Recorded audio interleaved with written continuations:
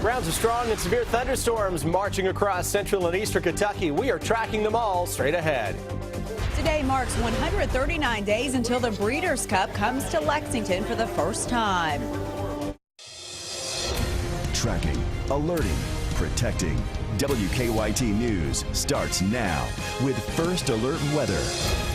Good afternoon to you. Amber Philpott and Jennifer Palumbo reporting. Sam has the day off. A strong storm system is currently moving across the bluegrass this afternoon. Some areas are already seeing heavy rain and strong winds, and there's the potential for hail. That's why we've declared today a First Alert Severe Weather Day. Let's check in with Chief Meteorologist Chris Bailey, who is tracking the threat. Chris?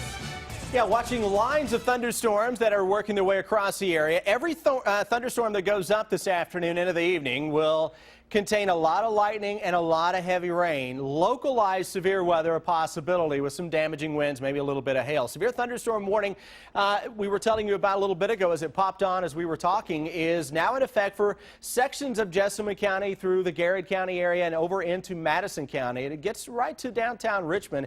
It includes parts of Boyle, Garrett, Jessamine, Madison, and Mercer counties. And that goes until 4:50 this evening. The strongest part of this storm is going to work its way right across, at least on Defender, the northern part of Garrett County, southern parts of Jessamine County, and just to the north, it appears, with the strongest cell on top of downtown Richmond. That should be coming your way, coming up at roughly a half hour or so, then eventually over toward Clay City into Powell County at around 5:30. A little over 37,000 people in the path of this part of the storm that Defender considers to be severe. That is just to the south of Nicholasville, not too far away from Bryant'sville. And again, that's going to work its way toward the east. What about Lexington? The downtown area is starting now to see some drying skies to your west. So another little thunderstorm complex may come rolling through over the next little bit. Winchester, heavy rain, thunder, lightning on the way into town. We've got our live sky cam trained toward the southern horizon where we're seeing the darkening skies. Also now beginning to see this line of thunderstorms expanding a little farther to the northeast. So we'll keep an eye on this as it works its way toward the east, but overall, the expansion of that toward the northeast. Southern southeastern Kentucky, boy, oh boy, has it been a stormy day down here or what? Newly issued flash flood warning just seeing popping up here. That includes parts of Bell County. Looks like maybe southern sections of Knox County over into Whitley County. Those are areas that have been worked over by a couple of inches of rain. This severe thunderstorm warning, by the way, just expiring into southeastern Kentucky. Here's the area we'll watch for some flash flooding. Heavy rain, London, Corbin, down into the Somerset area, back toward the southwest toward Lake Cumberland. Ladies, everything we've got out there kind of coming at us from east to west with individual showers and storms southwest to northeast. Not a big outbreak of severe weather, but any severe weather that you get outside your house obviously is going to be a big deal. We'll continue to fire up Defender and track all the boomers right on through the rest of the evening. Thanks, Chris.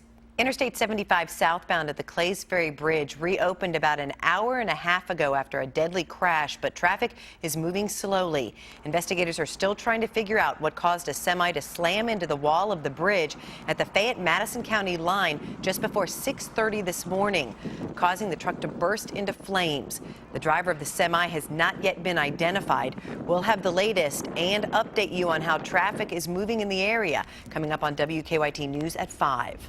A man accused of kidnapping his daughter in Georgia was in court today here in Lexington. Police in Georgia say 29-year-old Amadou Berry kidnapped the 7-year-old girl over the weekend. They say he climbed through a second-story window and held his ex-girlfriend at gunpoint before taking off with the child. Berry and another man were arrested Saturday night in Lexington at the DoubleTree Hotel on Richmond Road.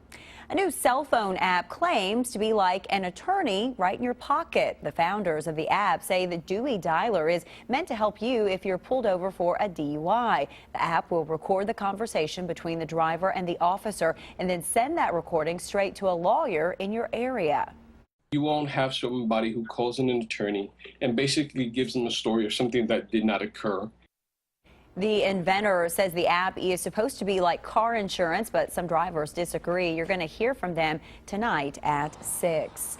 More excitement is building in the horse industry today. The Breeders' Cup Festival Committee announced the list of events leading up to the event at Keeneland this October. WKYT's Mike Linden has details.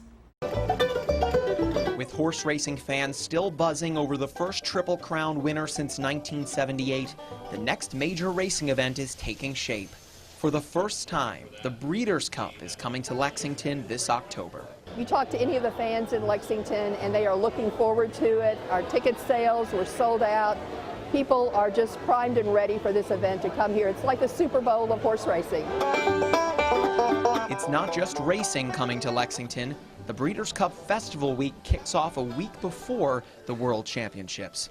Everything from food trucks to live music to fireworks shows are coming in the days leading up to the big race. I think there's already has a very high percentage chance of being the most special Breeders' Cup ever. Even though the Breeders' Cup has never come to Lexington in its 31-year history, Breeders' Cup officials say that 90% of the thoroughbreds that compete in the annual event are born within 20 miles of Lexington.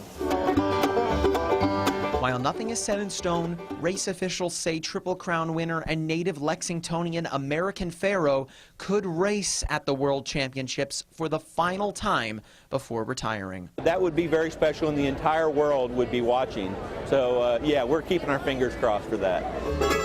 In Lexington, Mike Linden, WKYT. Well, tickets for the Breeders' Cup World Championships on Saturday, October 31st are sold out. Keeneland officials say tailgate tickets and tickets for racing on Friday the 30th are still available. Well, the wait is over after 37 years. Horse racing fans finally saw a Triple Crown winner Saturday. American Pharoah galloped into history in Elmont, New York. He became the first horse since affirmed in 1978 to win the Kentucky Derby, the Preakness Stakes, and the Belmont Stakes. The only question left now is what's next for this champion horse. Mike Hartnett reports. For about a decade, so many racing experts had their doubts that we'd see another Triple Crown winner in our lifetimes. It took a special horse to pull off this feat, and American Pharoah's Belmont run was one for the ages. Well, you know, when they were showing the fractions, they're going 24, 49, you know, they're just very moderate fractions, which with him cruising and his ears were pricked, I was pretty confident. And then when they turned for home, you could see really no one was making a move on him. The Triple Crown champ will likely stay at Churchill for about 10 days. He's slated to run a few more times this year. His next start could be the Haskell at Monmouth Park in early August. But the next race can wait. For now, the sport can bask in Pharoah's glory. Saturday's victory was also a big moment for jockeys. At 43, American Pharoah's jockey Victor Espinoza became the oldest jockey in history to win a Triple Crown. The list of candidates for Fayette County Superintendent will be narrowed down this week. The Herald-Leader reports that the school board will meet tomorrow. Online interviews with the candidates will start on Wednesday. We won't know who's being interviewed until later this month. The school board hopes to name a new superintendent by July 1st. Well, summer is here in theory, which means many people are looking for ways to look better in those bathing suits. A place called True Health Solutions may be able to help you look slimmer. Deanne Stevens is out and about in Lexington with more. Hi, Deanne.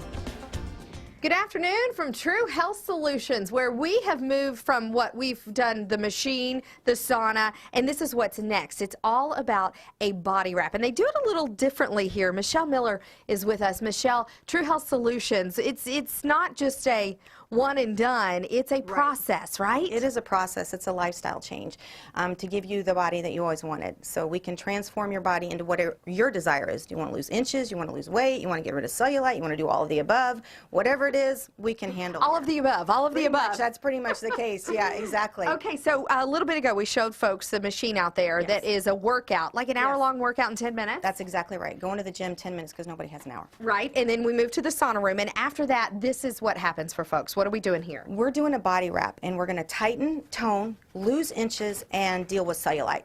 So whatever your complaint is, we're going to focus on that area. So we're going to put minerals and herbs on your body so that your body doesn't exchange for the toxins and the impurities that are stored there, releases them. Then we're going to tighten and tone. That's why we're wrapping tightly. So as you're losing, we're tightening and toning. We're getting rid of cellulite. And how long do you stay in this wrap? You're going to stay in this wrap for about 30 minutes, just depending on how long the wrapping process takes. You're going to lay down. You're going to relax. We have a self-mastery, thing that you can put on your head and listen to that's really awesome.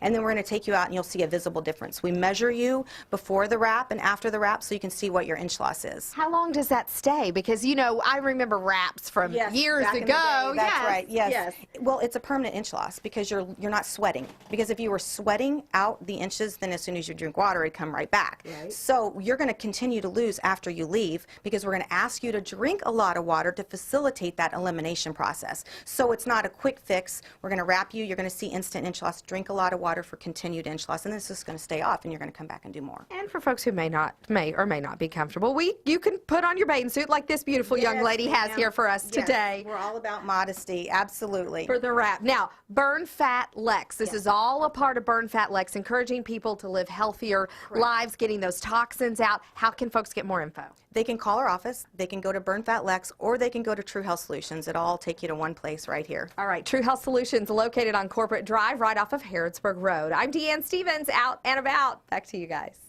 Broadway celebrating stars of the stage at the 69th Annual Tony Awards. The Tonys were handed out last night at Radio City Music Hall in New York. The curious incident of the dog in the nighttime took home the night's top honor for Best Play, while Fun Home won the Tony for Best Musical. Both shows received 5 awards, including statues for their lead actors. Dame Helen Mirren won her first Tony Award for portraying Queen Elizabeth II in The Audience. But Broadway itself may have been the biggest winner. A total of 37 stage productions took in a record $1.4 billion this season.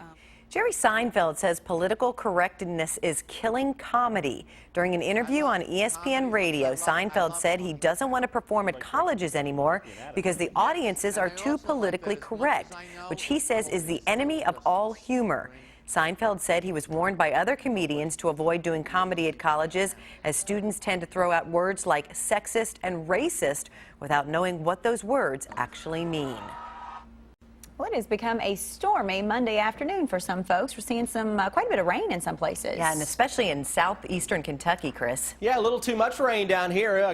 Flash flood warning is out for parts of Whitley, Knox, and Bell counties. For the rest of the area, rounds of thunderstorms continue to roll on in. It's a rather small overall severe weather threat, but on a local scale, some wind damage is certainly a possibility. Got a little wind damage coming out of Rockcastle County. We'll show you here in just a few minutes. But Live First Alert Defender picking up on heavy rain across most of central Kentucky.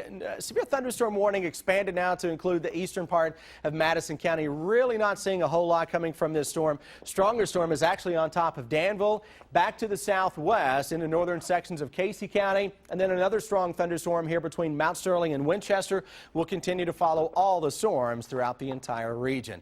Roads are wet in Lexington, likely causing some issues. To tell us about that, here's Officer Don. Live look at Lexington traffic. We've got a couple problems right now. It looks like another collision on the interstate. Now, fortunately, not a serious one as far as injury goes. I-75 south near the 100-mile marker, 2 semis involved in a new crash there. Traffic is backing up a couple of miles now prior to the 100 because of that non-injury crash on the interstate.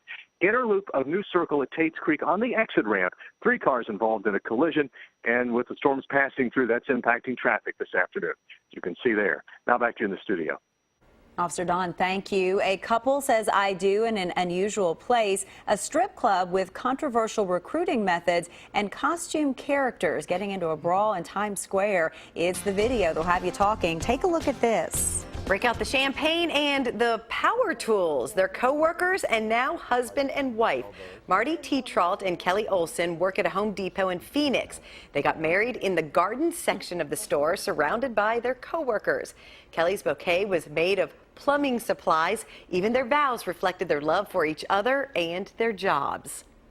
Kelly, I take you as my wife. Marty, I take you as my husband. In copper pipes and elbows. In lumber and in concrete. In sickness and in health. For better or for worse, until death do us part. That is so sweet. While they work at the same store, the newlyweds say they are separated by a couple of departments, so they don't share a lot of time together at work. You can tell how much they love each other. They are cute. Well, pay your way through college. That's how a strip club in Las Vegas is recruiting new dancers. It is a controversial sign outside Little Darlings. It reads, now auditioning the class of 2015. Critics have slammed the advertising campaign, saying that the signs are offensive and send a bad message to young women. The owner of the club says it's the perfect job for women wanting to go to college and come out without a penny of debts. Was Minnie Mouse versus Hello Kitty in a New York City street fight. The problems in Times Square used to center around pickpockets and peep shows. Now it's cartoon mascots behaving badly. The photos on Twitter show police in Times Square separating two women dressed as the characters. The two apparently got into an argument over how to split tips from tourists. Both were arrested for assault and harassment. Looks like Elmo stayed out of the trouble, though. Absolutely. Good for Elmo. All right, on that note, here's what we're working on for you now at 5 o'clock.